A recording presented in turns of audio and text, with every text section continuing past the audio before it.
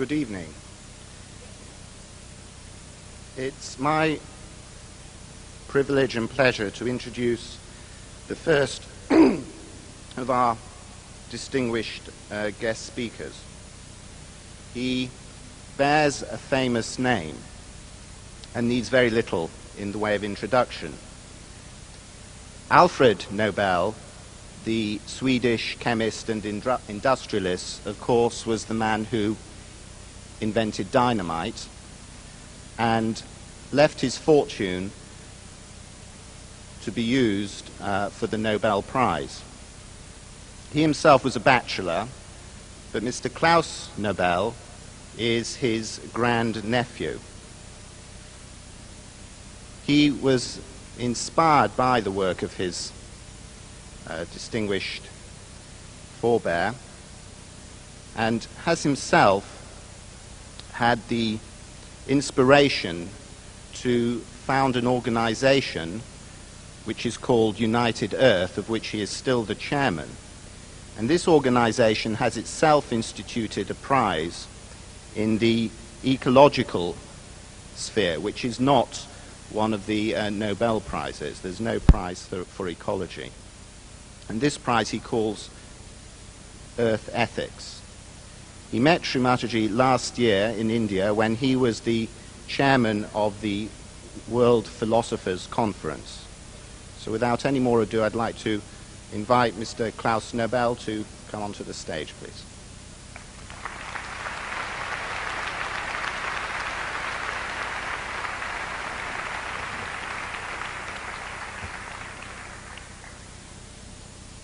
Well, indeed, life is full of surprises. After all, we are meeting here inspired by the message and work by Holy Mother Shri Mataji Nirmala Devi, and she is not here in body, but she's here in spirit.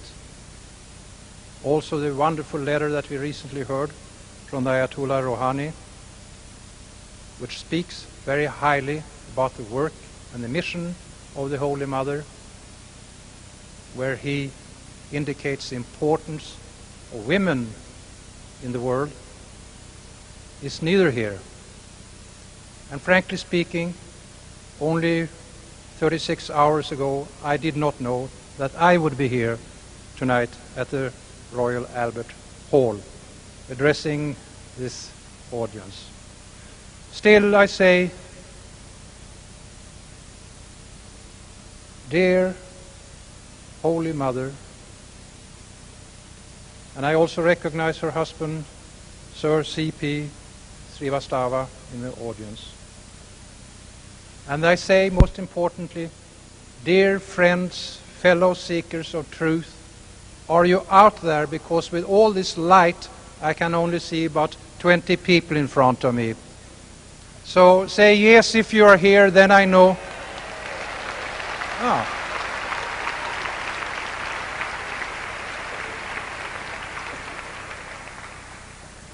Now I can see you, and I can hear you as well as you can see and hear me. With that said, I want to say, I have a vision. I have a vision for the world that is better, safer, and saner than the one that we presently are experiencing. It is a world where people live in harmony and peace with themselves and in harmony and peace with nature. Now those words are vast, it's a bold vision. Do I have a practical way of going from vision to reality? Yes, I will share that with you. And I will share it and indicate the tone of the meeting by 10 small words. And they indicate how this global world transformation shall be undertaken. And they are right thoughts, right words, right deeds, right here and right now.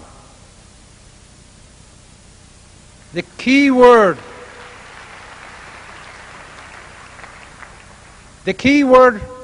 is, of course, right. This world is fighting about what is right.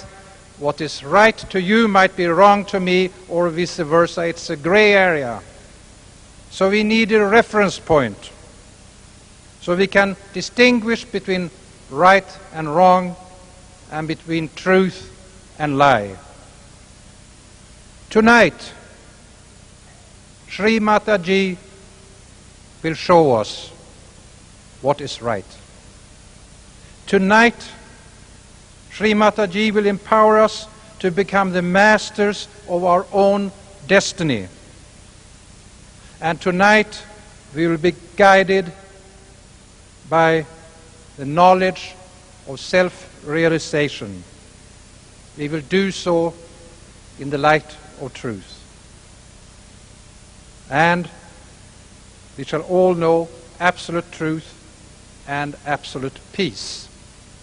Now, 100 years ago, Alfred Nobel established the Nobel Prizes. These prizes represent excellence. We have prizes in chemistry, physics, medicine, literature, and peace. Of those prizes, I hold the Peace Prize to be the finest. And I want to tell you that Alfred Nobel listened to a woman. He listened to his secretary, Bertha von Suttner, in Paris 100 years ago, when she said, "Dr. Nobel, you should use your vast fortune for betterment of the world." Tonight, we are listening to another woman. We are listening to the message of Shri Mataji. However, I'm very much inspired, first by my uncle, and later on you'll hear by Shri Mataji. Alfred Nobel talked much about peace. He was frightened that his awesome explosive dynamite, which cleared up land for harbors and tunnels, could also be used for warfare. Today, in the arsenal of military systems, it's like a small firecracker. But at that time, dynamite was the most awesome destructive material. Now, Alfred Nobel thought basically about peace as absence of war. But I assure you that peace is much more than absence of war. And I see that peace exists in 4 specific areas. The first area is the peace that an individual has in him or herself. How do we treat our mind, our emotions, and our feelings? How do we treat our body? Are we slaves to other masters, or are we our own master? Until we have the inner peace in ourselves, we can never have an outer peace in the world. And the safest and best way of finding world peace is to have mass movements that includes all religions and philosophies, all enterprises, whether they are of political or scientific nature, to realize what inner peace is. And that's what we are talking about tonight. Self-realization. What does self-realization mean? Well, it means that we are realizing something, but what is the self? Ladies and gentlemen, the self in us is the divine cosmic powers that exist in each and every individual, but which is dormant in most people around the world. The spiritual leaders from ancient lores, they knew about this, and they spoke about this. But this secret of secret has been suppressed deliberately until Shri Mataji, with great courage and great wisdom, being an old soul, who decided by herself to come back to the earth at this critical time in our history in order to share her knowledge and wisdom, which is the Sahaja yoga, which is instant self-realization, which is to activate the dormant principle that we all have, the Kundalini, and have the Kundalini to raise up, and thus we become what it says in the Bible: you are created in my image.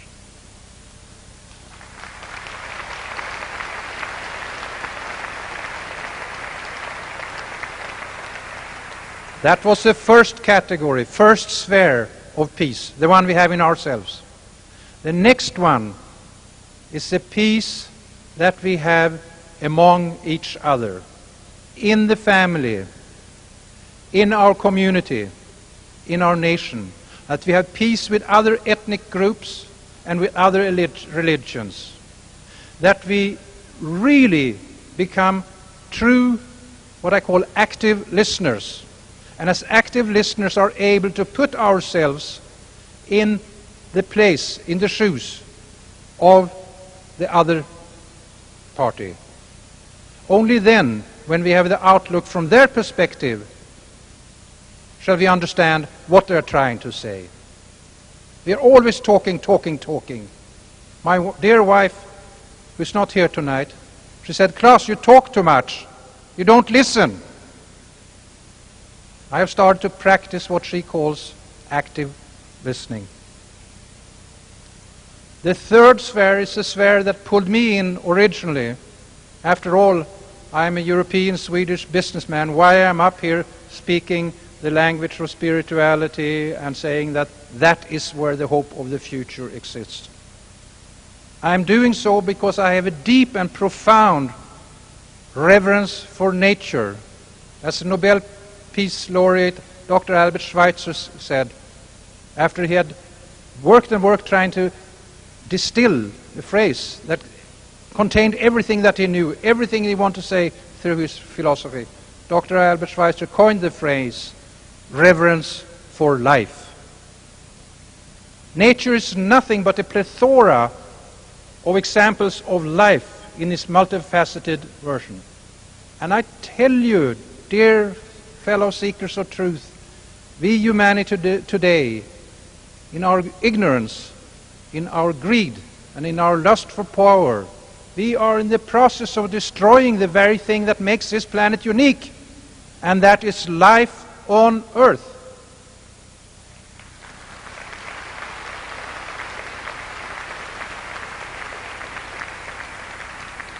And so far, we do not know of another planet in the universe that harbors this miracle. Earth is like a blue jewel in space. And there's only one Earth, and this Earth is fragile, and we must take care of her and respect her. Earth is also called nature. We cannot break the laws of nature. We must live by the laws of nature. If we break them, Mother Earth will break us. And we are only one species of, we do not know how many species we have, 5, 10, 15 millions. But this we know, and this has been proven by the world's foremost scientists in Harvard University, United States, Dr. Edward O. Wilson. We are today bringing to extinction 250 species per day. That is as if we are deliberately and willfully pulling out thread after thread after thread of what consists the fabric of life. And Mother Nature will not let us continue doing that without correcting us as naughty children. The fourth sphere of peace is the peace that we shall know between ourselves and God. Any religion or any group who raises their arms and destroys his enemy in the name of God is not following what God has asked us to do. The world should not know of violence.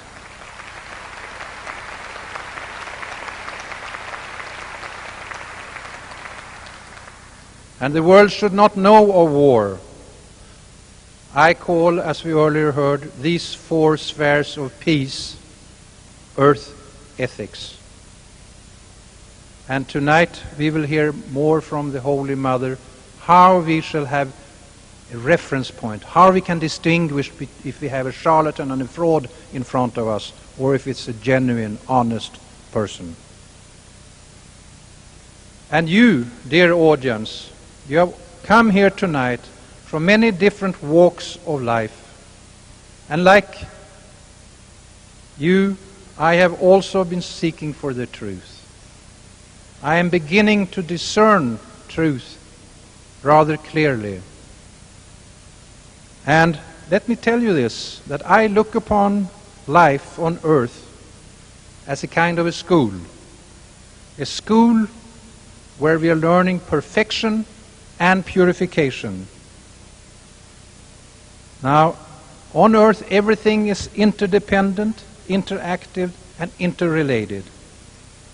And on earth, as well as in heaven, I guess, every action has a reaction. Every effect has a cause. Every cause has an effect. And the Holy Mother, as I said, she is a highly evolved soul. She has learned from many, many lives what it is all about. And these, what it is all about, laws, the unseen laws, the spiritual laws, they are always here, and they work as infallible as the law of gravity works. It always works, although it's an unseen law. It is for us to learn and perceive that law. I am very comfortable with the teachings of Shri Mataji, and I'm very comfortable with the Holy Mother herself. I say so because in the Bible there's one saying among several good ones: you shall know the tree by its fruit. And lately I have met young men and women in different parts of the world, and certainly from many different parts of the world, and they are all shining, beautiful human individuals that radiate inner peace and balance. They are unique. You who follow and you who are in the process of following will be, I think, those individuals who shall call themselves ambassadors for the earth. And after tonight's session is over, I'm sure that you shall see clearly how you shall distinguish between truth and lie. And you shall realize that blind faith is of no value, and that fanaticism and to take up violence as the last argument is of no value. Eventually, those things will bring you unhappiness, they will bring you conflict and potentially war. Ladies and gentlemen, I know that we hold the future in our hands. I know that the future is in your hands. I know it's in my hands. And I also know that the future of the planet exists in the heart of the individuals.